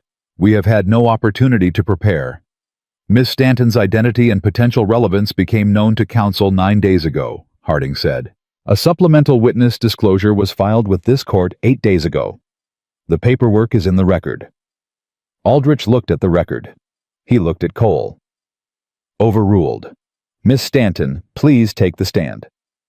Eleanor handed Grace to Ada and walked to the front of the courtroom. She passed her father's table without looking at him. Stanton watched her with an expression that had nothing in it except calculation. She sat down and looked at Harding and waited. Miss Stanton, Harding said gently. Gerald Stanton is your father. Yes. Tell the court what happened after Grace was born. Eleanor told it. She told it the way she'd told it in Harding's office 2 days before, in the same clear flat voice that comes from having rehearsed something so many times it stops hurting each individual time and starts being simply the account of what occurred. She told about the room she'd been kept in, the doctor her father had brought, the 3 days before she was told the baby was gone, the absence of a grave to visit, the weeks on the ridge with Whitfield's medicine making everything distant and soft. Miss Stanton, Harding said, did your father ever say in your presence anything that indicated he had arranged for Grace to be removed? Yes. No hesitation. The night after she was born, I hadn't slept. I could hear him in the hallway talking to someone. He said the situation needed to be resolved before morning, that he hadn't worked his whole life to have it come apart over a servant girl's mistake. She stopped. He was talking about me, his own daughter, a servant girl's mistake. She said it without bitterness, just as information which made it worse. The next morning, Dr. Whitfield told me she hadn't survived. The courtroom was absolutely silent. Harding paused for exactly the right amount of time. No further questions. Cole stood. He looked at Eleanor the way a lawyer looks at a witness he knows he cannot discredit and is going to attempt anyway because there is nothing else to do. Miss Stanton, you were in a difficult emotional state following the birth. You'd been given medication to help you rest. Is it possible you misheard or misinterpreted a conversation that... I know what I heard, Eleanor said. I've had 3 weeks alone on a ridge to think about it. I know exactly what I heard. Your father was trying to protect you, to provide care for you during a difficult... He told a man to throw my daughter in a creek. Her voice didn't rise. It didn't need to. That's not protection. That's not care. That's a man deciding that his reputation matters more than his granddaughter's life. She looked at her father directly for the first time since she'd entered the room. I spent 3 weeks believing she was dead. 3 weeks, and she was alive. She was with people who loved her, and she was learning to walk, and she was alive. She held her father's gaze. I will never forgive that, and I will spend whatever is required of me to make sure she stays with the people who kept her that way. Cole had no further questions. Stanton's face during his daughter's testimony had remained composed in the way of a man who has built a life on not being readable. But his hands, Holt noticed, were flat on the table in front of him, pressing down as though the table were something that needed to be held in place. Aldrich called for a recess. Holt went outside. Ada came with Grace, who had tolerated the morning with impressive patience and was now making clear through escalating volume that she had opinions about the current situation and intended to express them until someone addressed them adequately. She's hungry, Ada said. Yeah. They stood in the thin October sun, and Ada fed Grace from the bottle she'd brought, and Grace grabbed Ada's thumb with her free hand and held on with the grip that had astonished Holt the first time and still astonished him, that particular fierce certainty. Eleanor came and stood with them. She looked at Grace eating, and her face did the thing it had been doing for 10 days, moving between grief and gratitude so quickly it was hard to separate them. Whatever he rules, Eleanor said quietly, I need you to know that she stays with you. However, it has to work legally. Wherever she lives, you're her family. Both of you. She glanced at Holt. She called you Papa before she ever called me anything. I'm not going to take that from her. You're her mother, Ada said. I know, and I want to be. I'm going to be. But mothers don't have to be everything. Sometimes the best thing a mother can do is recognize who else her child loves. She looked at Grace. She loves you. Anyone with eyes can see that. Tom Rayburn came over and handed Holt a cup of coffee, from somewhere nodded and went back to stand with the others. The crowd outside the courthouse had not dispersed during the recess. If anything, it had grown. People standing in the October cold, because they had decided this mattered enough to stand in the cold for. Holt drank the coffee and thought about his father, who had broken that land post by post and wire by wire without ever speaking about it, like it was remarkable. You kept going. The circumstances were what they were. You did the work. The bailiff called them back. Aldrich came in, sat, and arranged his papers with the unhurried movements of a man who had already decided and was taking his time because the decision deserved the weight of its delivery. "I've heard considerable testimony this morning," he said. "Some of it was expected. Some of it was not." He looked out at the room over his glasses. "I want to address Mr. Stanton's legal argument first, because it deserves a direct answer. Blood relation is a significant factor in custody determinations. The law does recognize it. Mr. Cole argued it well, and under other circumstances it might be sufficient."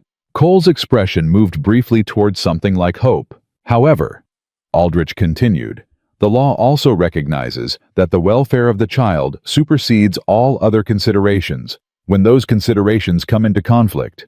And the testimony before me today presents a conflict that I find This impossible story was to posted resolve on the in channel Mr. The Rusty Stanton's favor." Saddle. Please do not He looked at repost it in Stanton any directly. form. Mr. Garrow's testimony, corroborated by Miss Stanton's account and by Dr. Briggs' medical evidence, describes a deliberate and premeditated attempt to end this child's life. The explanation that a servant acted without authority is not credible in light of that corroboration. I will be referring this matter to the territorial prosecutor for criminal investigation. That is separate from today's proceeding, but it is happening." Stanton's face did not change. His hands pressed harder on the table. "As to custody," Aldrich said. He looked at Holt, then at Ada, then at Grace, who was sitting on Ada's lap investigating the button on Ada's cuff with the focused interest of a scientist. "I have observed the child during these proceedings. She is calm, engaged, and clearly secure in the presence of Mr. Calloway and Mrs. Whitmore. She demonstrates appropriate attachment and developmental progress consistent with good care." He paused. "Removing her from that environment would cause harm. The law does not require me to cause harm to a child in order to satisfy an abstract principle about blood relation, and I decline to do so." He picked up his pen. "Custody of the minor child Grace is granted to Holt Calloway with Ada Whitmore serving as co-guardian. Eleanor Stanton, as the biological mother, is granted full and unrestricted visitation and may petition for shared custody upon establishing independent residence, which, given today's testimony, I expect she will do promptly." He looked at Eleanor as he said it, and there was something in his expression that was not quite a nod, but functioned like one. "Mr. Stanton's petition for guardianship is denied." He set down the pen. "The temporary custody order issued by Judge Morse is vacated. This ruling is effective immediately." He gavelled once. The courtroom did not erupt the way courtrooms do in stories. What happened was quieter than that. A long exhaled breath from 100 people at once, and then a low sound that built gradually, and someone in the back started to clap, and others joined, and Aldrich let it go for 3 seconds before he gavelled again and said, "Order," and the room settled. Stanton stood. Cole was at his elbow, immediately speaking in a low, urgent voice. Stanton listened, then looked at Holt across the room with the eyes of a man who was recalculating rather than surrendering. "We'll appeal," Cole said loud enough to be heard. "That's your right," Aldrich said, already gathering his papers. "The ruling stands pending any appeal. The child remains with Mr. Calloway." They walked out of the courthouse into afternoon light, and the people of Dry Fork were there, and Tom Rayburn was grinning, and Dutch was shaking Harding's hand, and Jenny Cole was crying in the efficient way of a woman who allows herself exactly enough tears for the occasion, and not one more. Eleanor stood beside Holt on the courthouse steps with Grace in her arms. Grace was looking at the crowd with the particular expression she used when something exceeded her current framework for understanding eyes, wide mouth, slightly open, head turning to find the fixed points she relied on. She found Holt's face. "Papa," she said, and held out her hand toward him. He took her hand. Eleanor let her lean toward him, and he took her, settled her against his chest, and felt the weight of her familiar, now the particular weight of this particular child, and felt it mean everything it had meant from the first moment in Bitter Creek, and more besides. "Thank you," Eleanor said. Her voice was steady. "For not riding past that creek." "Couldn't have," Holt said. "Heard her." Eleanor nodded. She understood that. Some things you hear, and the hearing changes. You permanently rearranges what you are from the inside out. And there is no going back to the arrangement that existed before because it no longer fits. Over the following months, Stanton's appeal was denied. The criminal investigation opened by Aldrich's referral moved slowly in the way of territorial justice, but it moved. Garrow testified again before the prosecutor, and did it sober and clear-eyed, and with the bearing of a man who had decided that telling the truth was the only thing left that he could do right, and intended to do it as well as he was capable. The weight of testimony from Eleanor, from Clara Voss, from 3 other former employees who had been waiting for a reason to speak, that weight accumulated into something the prosecutor called sufficient for indictment. Stanton left the territory 6 weeks before the indictment was handed down. He went east somewhere where the name didn't carry the story attached to it yet. His properties were liquidated to satisfy the legal debts that followed him. The bank passed to a board of directors who had no particular interest in foreclosing on small ranches for political leverage. Holt made his next mortgage payment on time, and the one after that. Eleanor took a position as a schoolteacher in Dry Fork, in the small schoolhouse at the edge of town, where she taught reading and arithmetic to 23 children, who were mostly afraid of her for the first 2 weeks and devoted to her by the end of the first month. She rented 2 rooms above the general store, the same building where Ada had lived before Ada had moved to the ranch. She came to the ranch every Sunday and sometimes on Wednesday evenings, and Grace greeted her at the fence line with her particular running gait that was more enthusiasm than coordination, shouting "Mama" with a joy that was completely uncomplicated by the history that had preceded it. Children are built for love. They do not hold the record of what was done before they could speak. They only know what is true right now, and what was true for Grace right now was that she had a mother who would drive a wagon 8 miles in the October cold to testify before a judge, and a father who had cut her out of a burlap sack and held her against his chest for 40 minutes while his horse ran the hardest she'd ever run, and a woman who had sat up 4 nights in a row pressing warmth into a body that was deciding whether to stay. That was her family. She had decided it from the beginning with the certainty of someone who had come too close to having nothing to be uncertain about what mattered.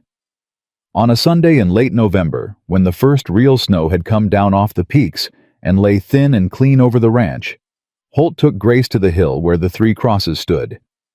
She was walking steadily now, bundled round in a coat. Ada had made her breath making small clouds in the cold air.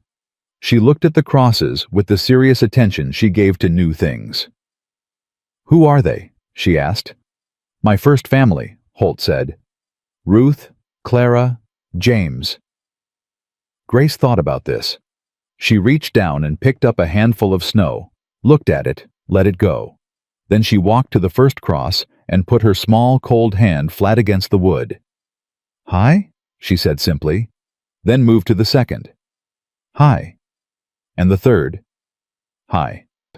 She came back and held up her arms, and Holt lifted her, and she settled against his chest and looked back at the 3 crosses with an expression that was neither sad nor afraid, just present, just acknowledging. "They're your family too," Holt said. "All of it fits together." Grace patted his face with a cold hand, the way she did when she determined that someone needed steadying. "Home," she said. He carried her back down the hill toward the house, where smoke was coming from the chimney, and Ada was inside making something that smelled like it had cinnamon in it.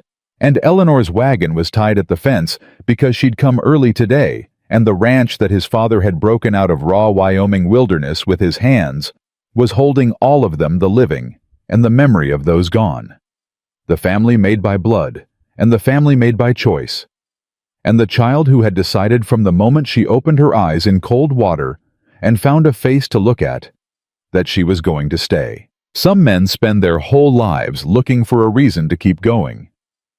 Some men have a reason handed to them in a burlap sack in a creek on a September morning, barely breathing, blue-lipped and fierce and absolutely determined to live.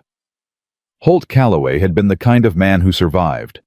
Grace had made him the kind of man who lived. And that difference, that enormous, ordinary, everything difference, was worth every single thing it had cost. It was worth all of it. It always had been. It always would be.